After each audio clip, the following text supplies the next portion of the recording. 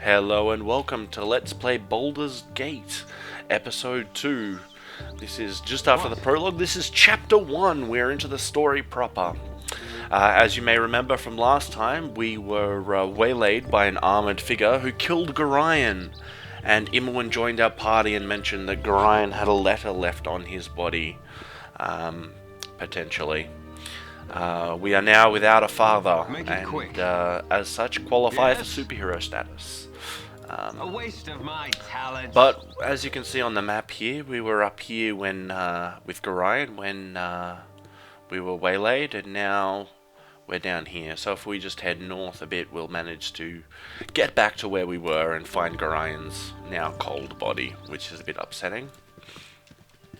So as we head north, you'll remember that Imoen forcefully joined our party last episode, and hopefully this episode will pick up a few more people as well. Here you can see his Gorion's body next to the bodies of a few ogres that he managed to slay. And if we head up there and we can go and take a look at what's on his body, we find the scroll that Imoen was talking about. So let's take a look at that. Sorry about that. We'll just pick up these things on the ogre's bodies. There was a bloodstone ring and some gold. And we'll have a read of the scroll. I'll give you time. I'll scroll through it and give you time to read it.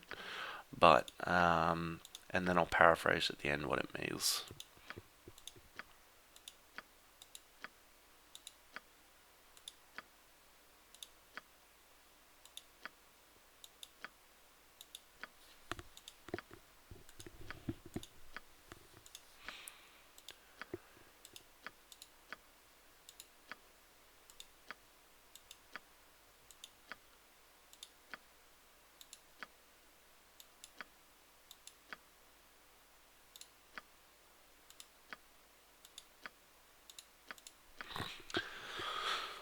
So, here we have it. The mysterious E is telling Gorion that his enemies are moving against him tonight and that we should leave Candlekeep, which is probably why Gorion was so hasty to get out of there. He also mentions that Jaheira and Khalid are currently at the Friendly Army Inn, and that while they know little of what has passed, they are ever thy friends.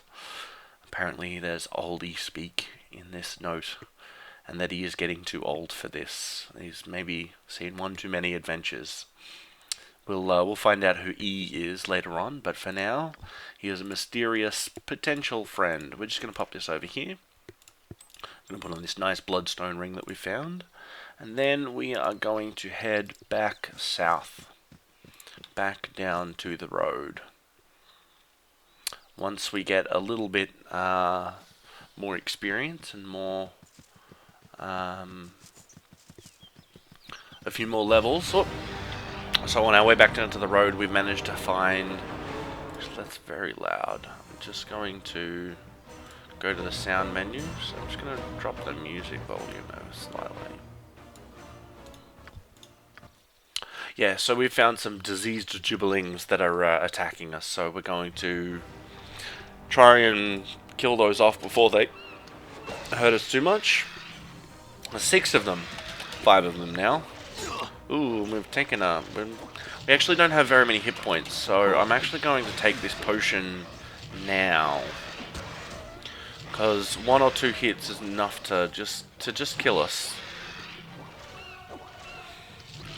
So as you can see, the ranged weapons, Imoen's bow is proving to be very, very powerful, having already taken out, I think, 4 of the 6 gibberlings. No sooner said than done. Yes, ranged weapons in this game were considered to be the pinnacle of power. We'll do our fair share of ranged weaponing. And here is someone coming to meet us. His name is Colsid. Let's go and have a chat. Hello there.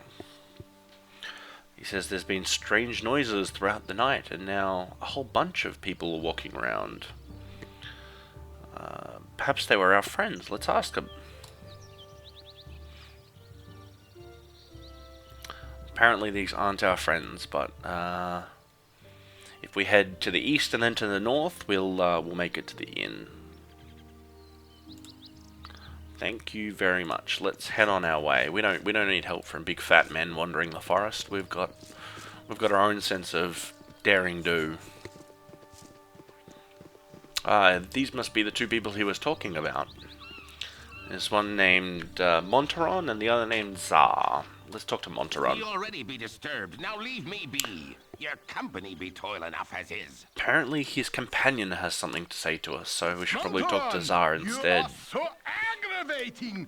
'Tis disturbing to my demeanor. Let's he's offering us healing potions. We'd be grateful for any assistance. That's easy enough to say.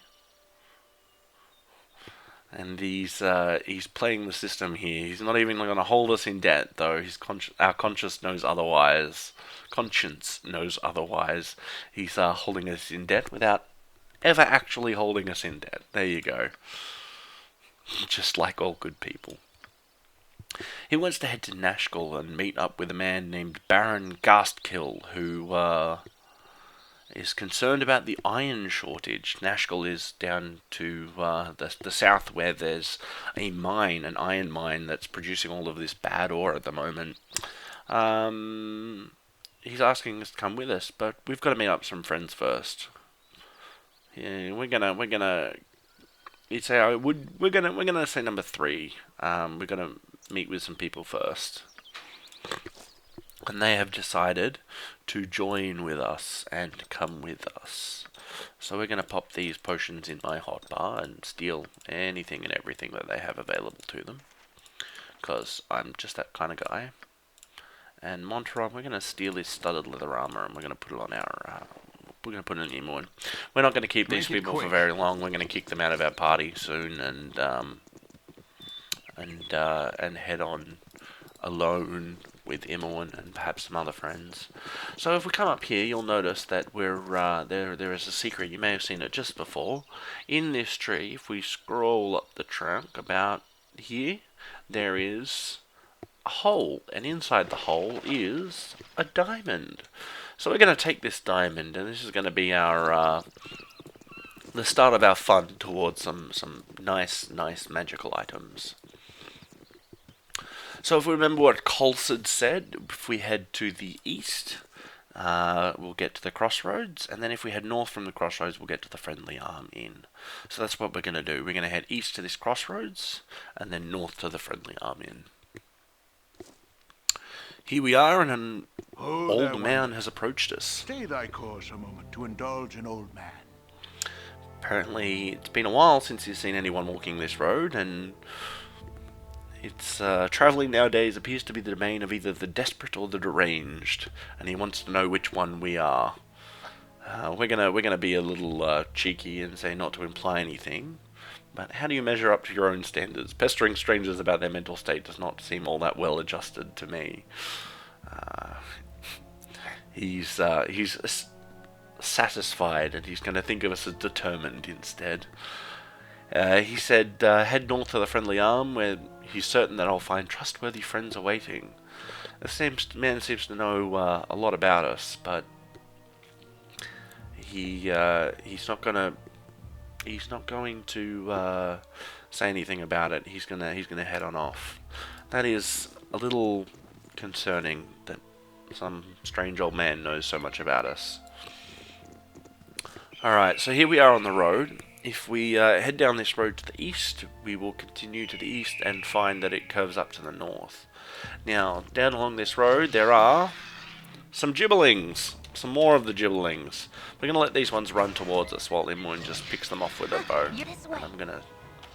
Whoop. Nope, not you. Yes? Ye spoke, I'll do your toil. Ooh.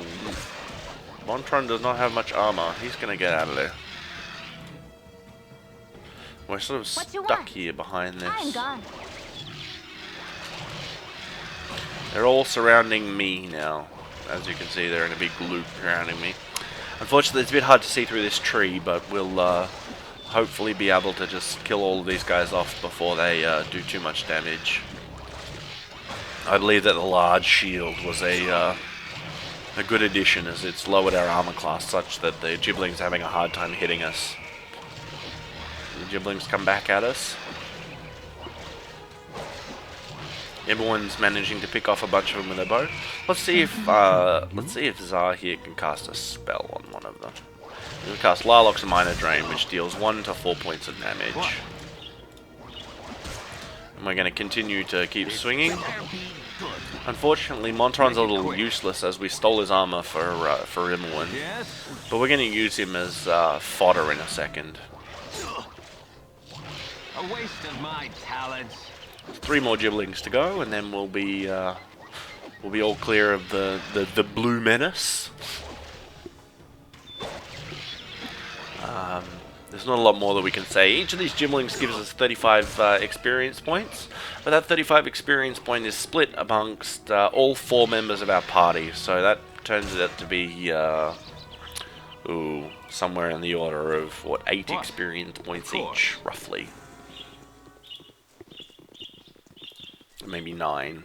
9 fours?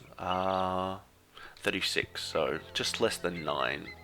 So as you can see here, Friendly Army to the north, Beregos to the south, the Lion's Way west to Candlekeep. So what we've just come down is the Lion's Way, and that is the main path to and from Candlekeep, from these towns just off the coast. Candlekeep is a place right along the coast, right up against the cliffs. So as you can see here on the big map, it's right up on the cliff, on its own little outcropping, and the Lion's Way runs down here to the crossroads, which is the main artery between up here, Baldur's Gate, and Olgoth's Beard. It runs down like this, down past the Friendly Army, down past Beregos, down to Nashkel and the Nashkel Mines, and then there's actually a pass, the Lion's Head Pass, I believe is what it's called, that goes through the mountains down to Arm, which is at the south. And this is all from the Forgotten Realms. The Forgotten Realms campaign setting for Dungeons and Dragons is where this is set, and it's set up in the top northeastern corner. Apparently, this Aeolin is hunting beasties, and we're making a bit too much noise for him. Sorry.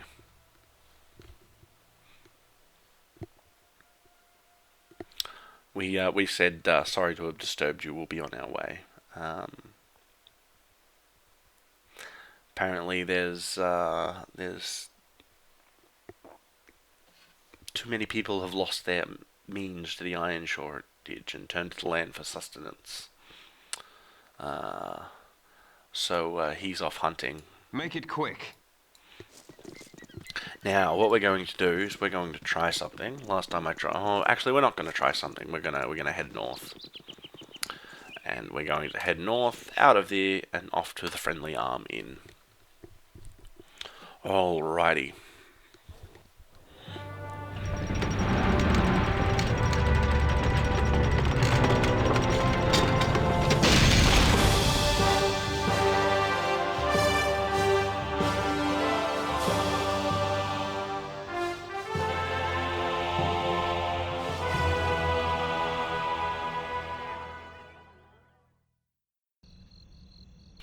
So, the Friendly Arm Inn is an old keep that had been converted into an inn run by ooh, I can't remember. We'll find out when we go inside. Now, while we could head into the inn proper, which is here at this drawbridge, and there are some guards outside waiting, there is a secret. Just like the diamond that we found earlier this episode, if we head over to the east, just about here. Just here, if we hold down tab, you can see there's a small glowing section just here. And if we can mouse over it, we can pick up an unidentified ring. The blue glow around the portrait means that it's unidentified, and that once we identify it, we'll be able to get the benefits from the ring when we put it on. So we have to find out what that ring does in a little while. But for now, let's head on inside and into the friendly arm inn. So if we head up here, you can see there's old catapults on the roof. Though I don't know why they'd need oh no, they must be the winch mechanism for the drawbridge. That would make more sense than catapults. It's an inn. While it has guards, it doesn't need catapults on the roof. Alrighty. We're going to come down here. And I'm actually just going to save up real quick. If we head over to here, we should be able to see there is a man at the top of the stairs named Tarnish, and he's going to come down and speak to us. This guard right here is good guard placement. Hopefully, he's not an unfriendly person. Hi, friend. He's asking what brings us to the friendly arm inn. So we're here to meet some friends. He wants to take us to our friends, but he's got to be sure that we're the correct person. He's asking us if we're Renfast. The last couple of people that asked us if we were Renfast tried to kill us, so maybe we can just say, I don't think we're the person we're supposed to meet. He has something for us. Ooh, is it a present? Oh, nope, he's turned red, and that means he is an enemy. Yes? So, what we're going to have to do is we're going to have to shoot A waste him. of my Yep, talents. I've done had enough of this. And we're just going to lay waste to him with everything that we can possibly... Go suck your place. Ooh, now, what happened there was really important. Imwin managed to shoot and hit Tarnish while he was in the middle of casting a spell. And what happened is his spell was interrupted. As you can see down here, Tarnish's spell failed, casting failure. It's because Imwin hit him in the middle, and he got knocked out of his concentration. It's very important. We're going to run Imwin back a little bit, and the guard managed to kill Tarnish for us. A little upsetting because we would have liked the experience, but you know what? We'll get plenty of experience in the future. On Tarnish is a scroll, as well as some magical scrolls, a quarterstaff, and some gold. So we're going to pick those up, and we're going to head into the inn. We're going to leave the quarterstaff there, as we have trouble selling those. If we read this scroll here, this is Gorian's scroll. But if we read this scroll here, we can find that it's a bounty notice. Bounty has been placed upon the head of Renfast, the foster child of Gorian. With 200 coins of gold. That's what we're worth. That's it's very interesting. That's always good for those, you know, poor starving people. Maybe we should go turn ourselves in. Oh well. Any that reveals these plans to the forces of law shall join the target in their fate. That's the way that they keep them from the guards from knowing too much about what's going on. So let's head into the friendly army and hopefully we can find a nice bed and some friends for the night. Hopefully not in that order. No sooner said than done. Hey, friend. Ooh, Good to Joppy. meet a fine sod such as yourself. Oh, his uncle's in Baldur's Gate. The roads are cut off. That's probably because of the iron shortage and bandits everywhere. But let's find out what his uncle does. He's a mage. By Rage Fast.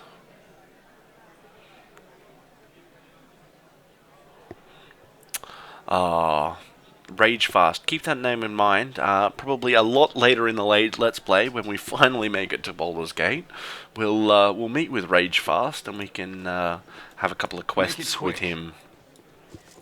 So let's head up to the inn, and Bentley Mirrorshade, he's the owner of the friendly army inn, and the proprietor. But over here in the corner, you can see some paper dolls that look slightly different. They are Khalid and Chihiro. So let's go have a chat with them first, shall we? Let's talk to Khalid. Calm yourself, dear. We must proceed carefully. Apparently we remind him of Gorian.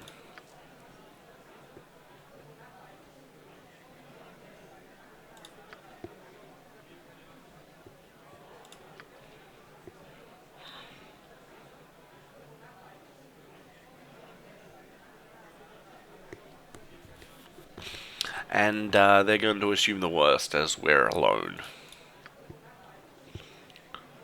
Apparently Khalid has a bit of a stutter. It will become annoying, and one of the reasons I chose the fighter class is because you tend to put fighters at the top of the party line, and these are the person at the top is the one that the shorts for the speech goes off for.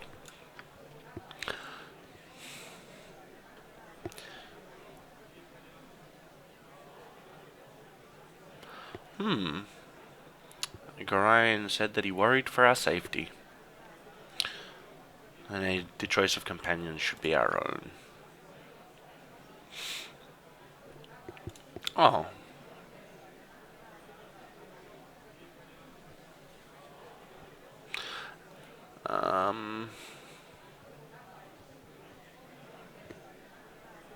Strange things happening in the mine. Meet the mayor of the town, Baron Gaskill. Yeah, let's yeah, we're already going. Let's go together.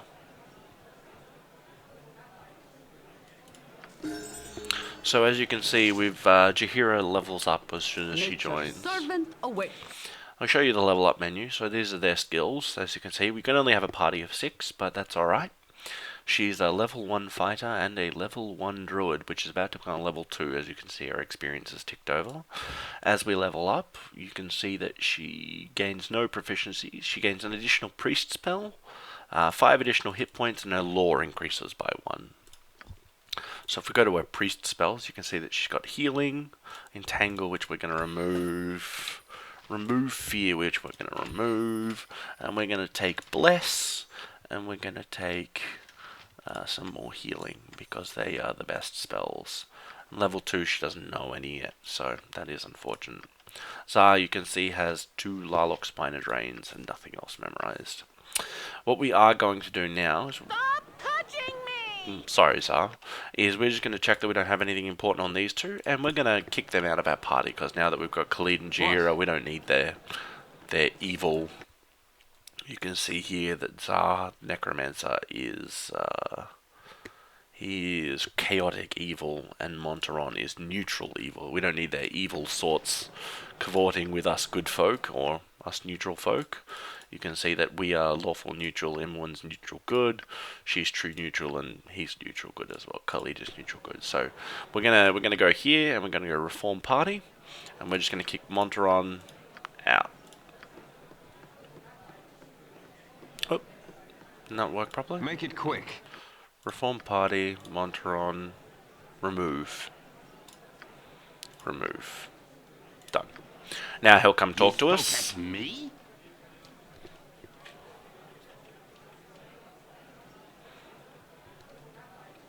And he takes Zar with us Yes? as well. With him as well. And so they're just going to sit there until we could eventually go and pick them up. Some NPCs in this game are grouped together in like a pair. So Khalid and Jaheira are inseparable, just like Monteron and Zara. So if we ever kick out Khalid, Jaheira will go with him. The next thing that we're going to do is we're going to put Khalid here, and these 2 in the second row can go anywhere around they want. My talents. Just means that the fighters are up the front and the others are at the back. We're going to kit ourselves out with a few gold pieces that we've managed to find. We don't have any use for these just yet. We'll be picking up some wizards soon enough. But for the moment we can just sell these. And this diamond that we've managed to find. And this was the bounty notice. We'll sell that. Surely nothing bad can come of selling a bounty notice onto thing. We can't sell Gorion's Scroll. It means too much to us. So we probably won't do that. And as you can see, Jaheira has a potion of invisibility on her. We don't need that. We're going to sell it. Now, we're currently wearing chainmail armor. What's Khalid wearing? He's wearing splint mail armor. So we might just get rid of this chainmail armor. We'll buy some nice heavy plate mail armor. Open to all who behave themselves. If we go down here to... We can buy plate mail armor for 900 gold pieces. if we take that plate mail armor and we put it on, you can see it reduces our armor class to -1. And we'll take this ring off. We'll sell this bloodstone ring. It's been dreadful slow business lately. And this chainmail armor. She's wearing leather armor at the moment, and I think I want to keep it that way. So, to take a look at what they've got a nice large shield +1, but that's 3,000 gold pieces. Well, I don't think we're going to be getting that anytime soon. Sooner or later, we want to upgrade Khalid to plate mail armor as well, but I don't think that's going to be happening very soon. What is going to be happening soon is we're just going to get a ranged weapon for the both of us. So... well, requires 18th strength for the composite longbow. We can't use that yet, but we can use the longbow. And Khalid, I know that Khalid can use a crossbow, so we're going to give him a crossbow. And we're going to buy some arrows for us, for this bow that we bought. And some bolts for Khalid, for this thing that we bought. Now, she's already using some arrows, but we'll buy her a few more just in case we run into some trouble. And Jaheira, we want to give her a ranged weapon as well. We're going to give her a sling, and a sling fires bullets, just like David and Goliath. Now, you can see that we can drop these in here, like so. Oh, we can't actually use this bow while our offhand is in use. So we have an option. We can take a sling ourselves, which is not a half bad idea, as it's a one-handed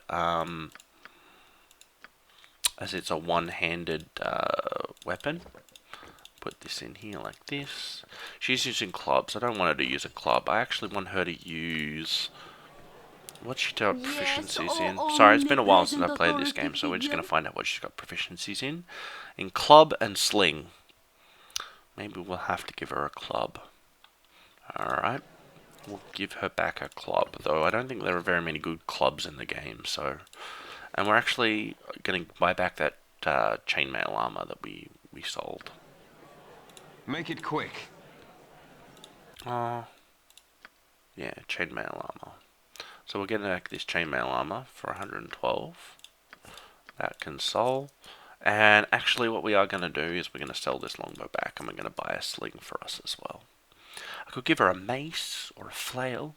We'll be getting a flail later on. I might skill her proficiencies in flail, because that might make it a bit of a better time.